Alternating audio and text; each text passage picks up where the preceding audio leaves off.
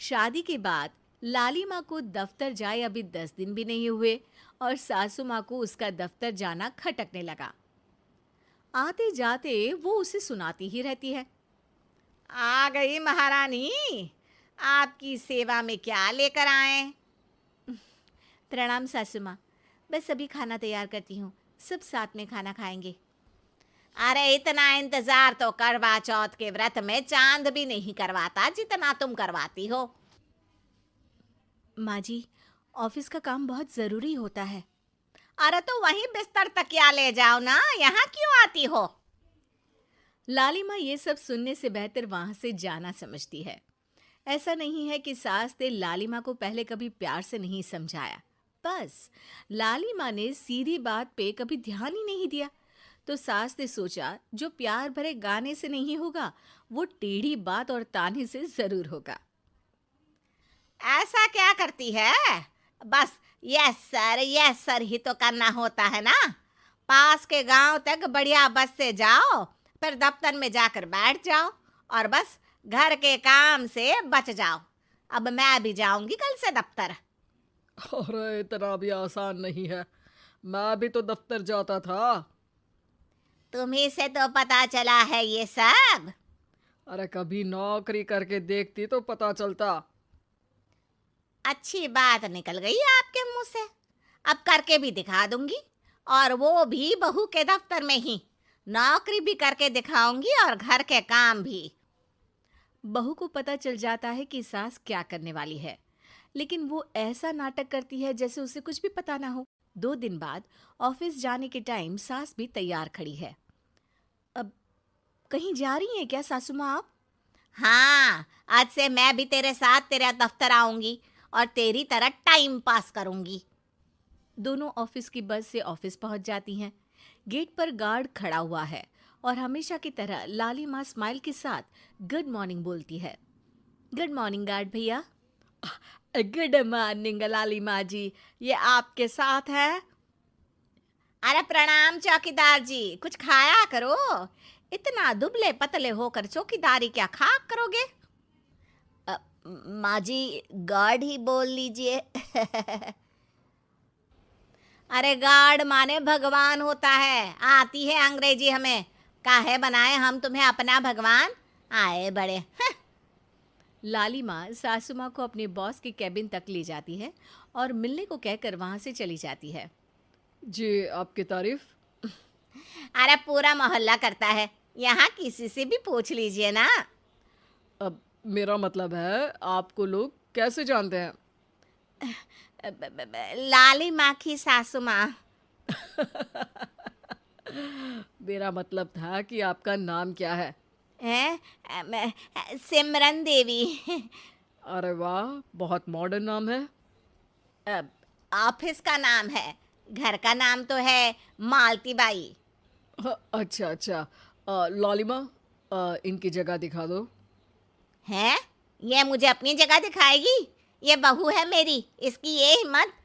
अरे मेरा मतलब है कि ये आपको बता दे कि आपको कहाँ बैठना है। चलो मैं ही आपको बता देता हूँ। लालिमा, तुम अपना काम करो। अरे कोई काम नहीं करती ये, घर पे भी नहीं करती, यहाँ क्या खाक करेगी? लाली माँ बॉस का लिहाज रखते हुए कुछ नहीं बोलती। बॉस खुद ही सासू माँ को एक डेस्क तक लेकर जाते हैं। देखिए, आपको यहाँ बैठना है। अरे ये घूमने वाली कुर्सी पर? नहीं नहीं, मैं नहीं बैठूंगी, चक्कर आ जाएंगी। चकोटा या आसन लगवा दीजिए, आराम से बैठूंगी जमीन पर। जमीन से जुड़ी हुई हूँ मैं बहुत ही। हाँ। देखिए, आपको यहीं बैठना पड़ेगा। आपको क्या लगता है, क्या ये आपका घर है? नहीं तो, आप भी ना बहुत भोले हैं। मेरा घर तो गांव में है, ये तो आपका ऑफिस है।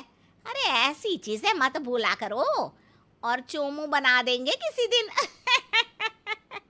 बैठ जाइए और मुझे सारे ज़रूरी मेल भेज दीजिए। ये रहा कंप्यूटर।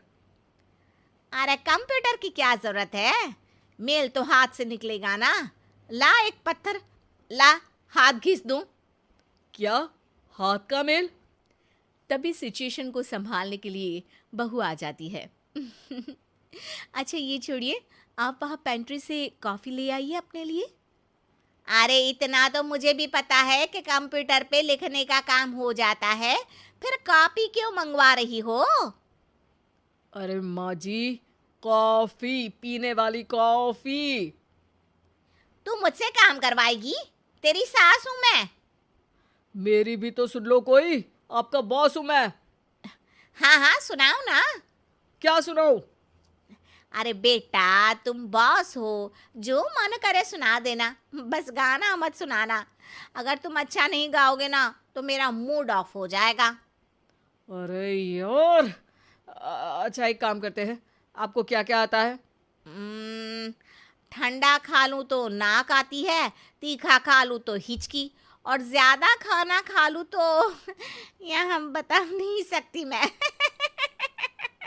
अरे मेरा मतलब था कि काम में क्या क्या आता है। बहू बहुत काम आती है, पति भी काम आते हैं, बेटा भी। देखो, काम तो अपने ही आते हैं ना, जैसे भी हो। हे भगवान, क्या करूं माँ जी आपका।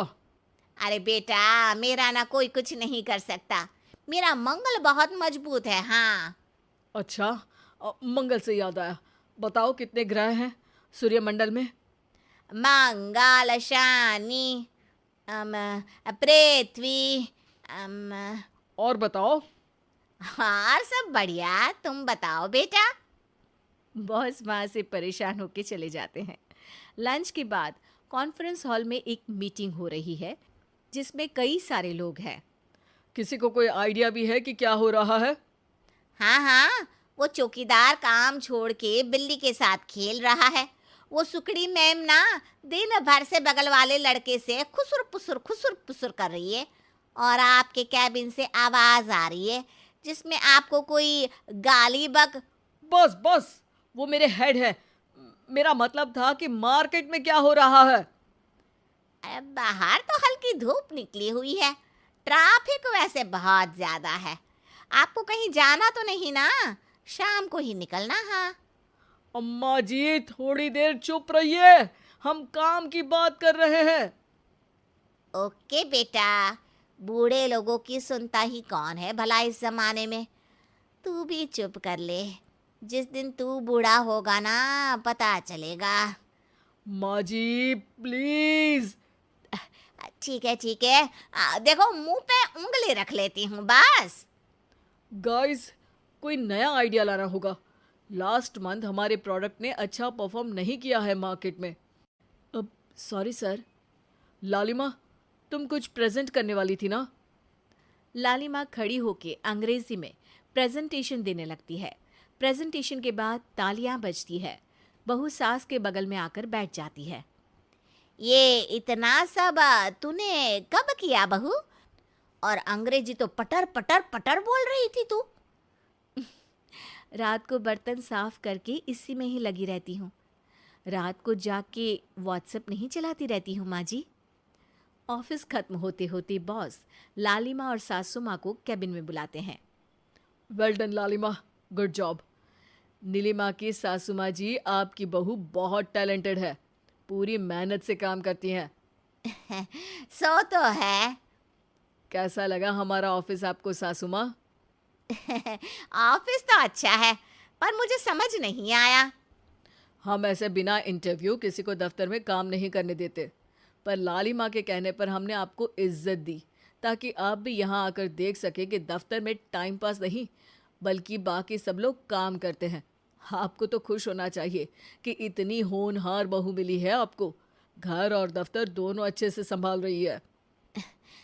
समझ गई। हाँ, अब सॉरी यहीं बोल दूं कि मेल डालना पड़ेगा?